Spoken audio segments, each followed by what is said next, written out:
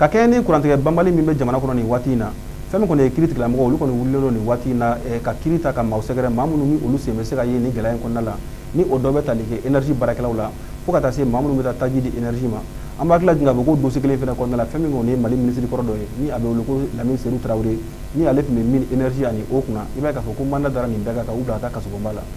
tribunal militaire kibaruya hukumu kɔnɔna la i b'a ye k'a fɔ ko fɛn min kɔni ye finitigilaka 7 ye olu tun bɛ kiiri tigilamɔgɔw ɲɛkɔrɔ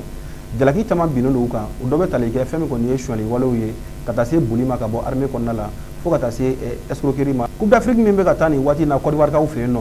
fɛn min ye Mali balontannaw ye olu ka degeden karamɔgɔ ni o ye Eric Sékou Chelle ye ale ye barodolasi kɛ ni kunnafonidilaw ye a kɔni y'a jira k'a fɔ k'olu kɔni objectif tɛ dɔwɛrɛ k'o de kɔni ka kɛ coupe gale fɔlɔfɔlɔ ni o ye a premier ye aw bisimila Mali Actu ka don kibaru kɛnɛ kan kibaruya fɔlɔ min bɛ an bolo o de k'a jira k'a fɔ ko fɛn min ye nin waati in kɔnɔna na i b'a ye k'a fɔ ko jamana kɔni kɔnɔna la fɛn min kɔni ye malidenw ye u ka kiiri ni wɔyɔ kɔni cayalen don kosɛbɛ ka kɛɲɛ ni kurantigɛ walew ye sabula maa caman bɛ k'a jira k'a fɔ ko fɛn min kɔni y'u ka baara ye ani u ka lafiya yɛrɛ ko a bɛ ka dankari kɛ o la kosɛbɛ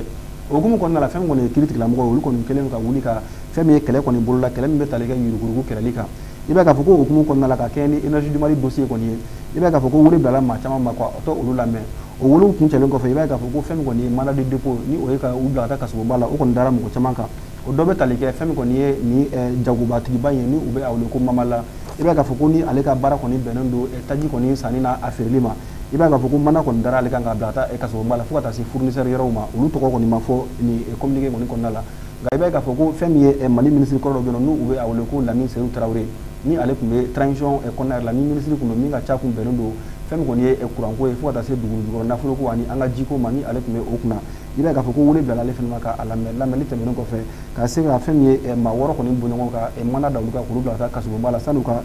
kiiri kɔni waati cɛ fasiri sɛbɛnbaga kɔni y'a jira k'a fɔ ko nin wulikajɔ fana bɛɛ lajɛlen fana daminɛna ni damakasi de damakasi min ni o kɔni kɛra énergie du Mali fɛ ka se kiiri tigilamɔgɔw ma walasa ka se ka a ɲɛɲini k'a ɲɛdɔn nin waati in na gɛlɛya min ni o bɛ énergie du Mali kan nin waati in na n'o bɛ kɛ sababu ye courant kɔni bɛ ka dɛsɛ ka sɔrɔ ka di malidenw ma walasa ɲɛ bɛ se ka sɔrɔ o la i b'a ye k'a fɔ ko o hukumu de kɔnɔna la kiiri tigilamɔgɔw fana kɔni ye nin sɛgɛsɛgɛliw daminɛ ani ka nin minɛliw daminɛ walasa maaw ma fɛn fɛn sen bɛ fɛn min ye dunko juguya min bɛ tali kɛ nafoloko la fo ka taa se fɛn min kɔni ye taji kɔni ɲagamini ma kɔni walasa ka se ka tɛgɛ da a bɛɛ lajɛlen kan k'a bila kiiri tigilamɔgɔw ka bolo kan u ka ɲangini ka se ka kɛ kibaruya filanan bɛ an bolo o de kɔni bɛ tali kɛ fɛn min ye sɔrɔdasiw ka kiiriso ye n'u u bɛ a wele ko justice militaire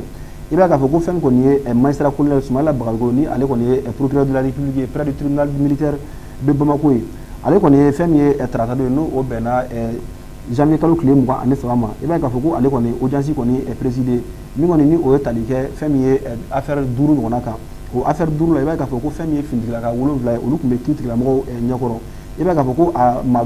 7 la a dɔ tun bɛ tali kɛ mɔgɔ kelen min na o ka taa kun ye suɲɛli ye fo ka taa se sɔrɔdasiya sariyaw kɔni sɔsɔli ma maa kelen bɛ yen nɔ ale kɔni taa kun ye fɛn min ye ɲɛnaminimafɛn o kɔni o sɔrɔla ale bolo maa dɔ bɛ yen nɔ i b'a ye k'a fɔ ko ale kɔni ye fɛn min ye sɔrɔdasiya kɔni ale kɔni ye a baara bila ni a bɛ fɔ o ma ko désertion k'a bila ka sɔrɔ a ma gɛn a ma démission déposer a yɛrɛ ka i yɛrɛ ka boli ka bɔ baara la tentɔ a yɛrɛ ma ka fara a ka bolili fana kan ka bɔ armée kɔnɔna la i b'a ye k'a fɔ ko maa min don fana a kɔni yera k'a fɔ ko fɛn min ye marifa suɲɛ ye fo ka taa se marifakisɛ fana suɲɛli ma ka taa se sɔrɔdasiya sariya fana sɔsɔli ma i b'a ye k'a fɔ ko o bɛɛ ɲangili wulilen don o tigilamɔgɔ kɔni fana nɔfɛ maa kelen bɛ yen nɔ ale kɔni ta kɔni ye fɛn min ye u bɛ min wele k'a fɔ ko ka sɛbɛn kɔni k'olu olu bayɛlɛma ka sɛbɛn ɲuman kɛ sɛbɛnkolon ye ni u bɛ olu kɔni wele k'a fɔ ko contrefaçon ou bien usage de faux ani escroquerie complicité et usurpation des titres de fonction ani maa kelen fana bɛ yen nɔ ale kɔni ta kɔni ye a tun bɛ fɛ ka fɛn min ye suɲɛli wale kɔni a kɔni bɛ fɛ k'o boloda nka a ma se ka a baara kɔni kɛ fo ka taa se maramafɛn ni o bɛ tali kɛ marifa la i b'a ye k'a fɔ ko o yera a bolo ka sɔrɔ a yamaruya tɛ a bolo a ka se ka sɔrɔ a bolo kɔni procureur kɔni a kɔni y'a jira k'a fɔ ko nin ɲangini minnu bɛ yen nɔ ko ni a kɔni talen don ka da nin sɔrɔdasi 7 kan ka kɛ ni jalaki min binnen don u kan i b'a ye k'a fɔ ko ni a kɔni gɛnna ka jɔ o la fɛn min kɔni ye a kaso ye o kɔni bɛ a ta san 2 fo ka taa a sɔrɔ a yɛrɛ sɔrɔ fo san 5 kɔni kaso la o ye kaso datugulen ye dɔrɔn n'u b'a fɔ ma ko 2 à 5 ans de prison ferme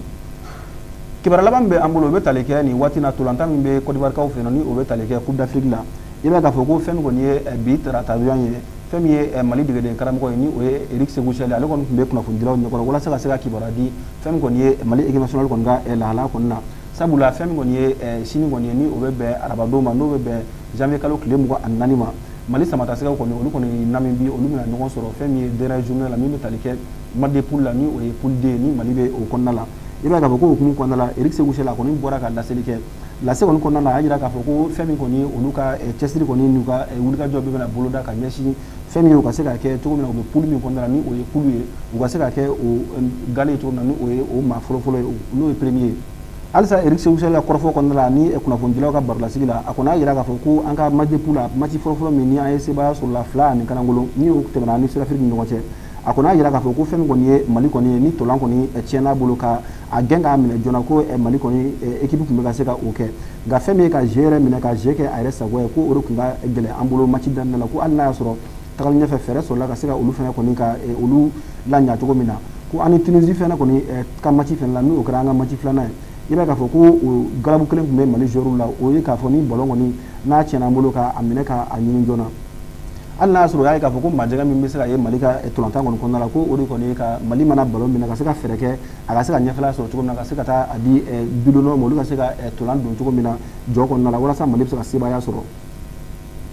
a kɔni y'a jira k'a fɔ ko an ka match filanan min kɔni kɛra ni o kɔni kɛra 2-2 ye ni o ye 1-1 ani Tunisie ni ɲɔgɔn cɛ Eric Sékou Sahel kɔni y'a jira k'a fɔ ko a kɛra jigilatigɛba kɔni ye joueurs yɛrɛ fana bolo kosɛbɛ hali n'a y'a sɔrɔ a y'a jira k'a fɔ ko fɛn min kɔni ye galabu min kɔni tun bɛ Mali joueurs kɔni na i b'a ye k'a fɔ ko caman bɛna fara o kan kosɛbɛ walasa ka se ka match nataw ka se ka olu labɛn cogo min na sabula danaya min ni faso jama kɛlen don k'o ta k'o da Mali équipe nationale kan u ka se ka o danaya u ka se ka o minɛn fa cogo min na Idrissa Sɛbɛnbaga kɔni y'a jira k'a fɔ ko Eric Sékou Sahel ka nin kɔrɔfɔ kɔni kɔnɔna la i b'a ye k'a fɔ ko fɛn min ye maa ye maa min kɔni n'a tun bɛ ka kuma ni o ye dɛgɛni karamɔgɔ ye i b'a ye k'a fɔ ko a kun dalen don a yɛrɛ la kosɛbɛ a ka kuma kɔrɔfɔ kɛcogo la wa a dalen don a ka cɛdenw fana la k'a jira k'a fɔ ko fɛn min kɔni ye Mali ka match nataw ye ko a ka ca Ala fɛ galabu ni cɛsiri ni fasokan min b'u la ko a ka ca Ala fɛ fɛn min kɔni ye match tɔw ye u na cɛsiri bɛɛ lajɛlen bolo la walasa ka se ka sebaaya sɔrɔ a kɔnɔna la laɲini bɛ min nɔfɛ ni o ye faso jama ka laɲini ni o ye Mali ka se ka ni jɔnjɔn ta ka se ka na n'a ye Mali kɔnɔna la ko ni Ala sɔnna o fana bɛna wulikajɔ bɛɛ boloda walasa o bɛ se ka sabati cogo min na balimaw nin bɛ dansegin an ka bi don kibaru kɛnɛ kan aw ni ce a ka kulomajɔ la aw k'an bɛn a ɲɔgɔn wɛrɛ ma